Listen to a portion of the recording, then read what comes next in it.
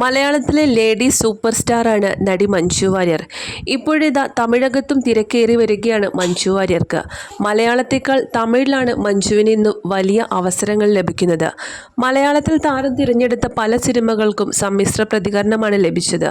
Script സെലക്ഷനിൽ മഞ്ജുവിന് പിഴവ് പറ്റുന്നത് ആരാധകർക്കിടയിലും ചർച്ചയായിരുന്നു.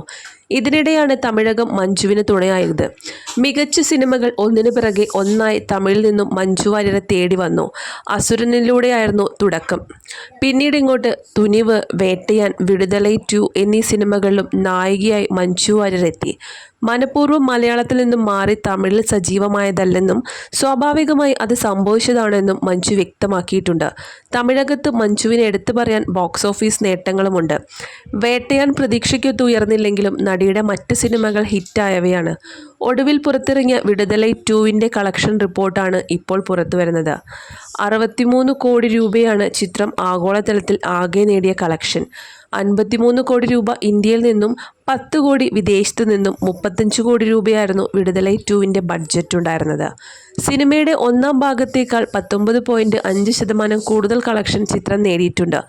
ഒന്നാം ഭാഗം ഏറെ പ്രശംസ നേടിയതിനാൽ രണ്ടാം ഭാഗം 100 കോടി കളക്ഷൻ നേടുമെന്ന് സിനിമാ ലോകം കരുതിയിരുന്നു.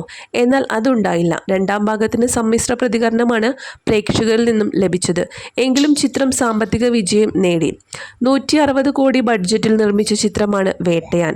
251 കോടി രൂപയാണ് ചിത്രത്തിന് ആഗോളതലത്തിൽ നേടാനായത്. പ്രേക്ഷകർ ആവറേജ് എന്ന് വിധിയെഴുതിയ ചിത്രത്തിന് മഞ്ജുവിന് വളരെ മഞ്ജുവും അജിത് കുമാറും പ്രധാന വേഷത്തിലെത്തിയ തമിഴ് ചിത്രമാണ് തുനിവ്. 194 കോടി രൂപ കളക്ട് ചെയ്ത സിനിമ ഹിറ്റായിരുന്നു. 50 കോടി രൂപയാണ് മഞ്ജുവിൻ്റെ ആദ്യ തമിഴ് ചിത്രം അസുരൻ ആഗോളതലത്തിൽ ബോക്സ് ഓഫീസിൽ നേടിയിരുന്നത്. സാറ്റലൈറ്റ് ഡിജിറ്റൽ മ്യൂസിക് റൈറ്റുകൾ നോക്കുന്ന സമയത്ത് ചിത്രം 100 കോടിക്കടുത്ത് റവന്യൂ നേടിയെന്നാണ് പുറത്തു വന്നിരിക്കുന്ന റിപ്പോർട്ടുകൾ.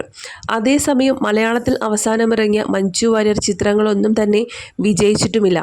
ആയിഷ, വെള്ളരിപ്പട്ടണം, ഫൂട്ടേജ് എന്നീ സിനിമകളെല്ലാം പരാജയപ്പെട്ടതായിരുന്നു. എമ്പുരാനാണ് മലയാളത്തിൽ മഞ്ജു വാര്യർ ആരാധകർ കാത്തിരിക്കുന്ന സിനിമ.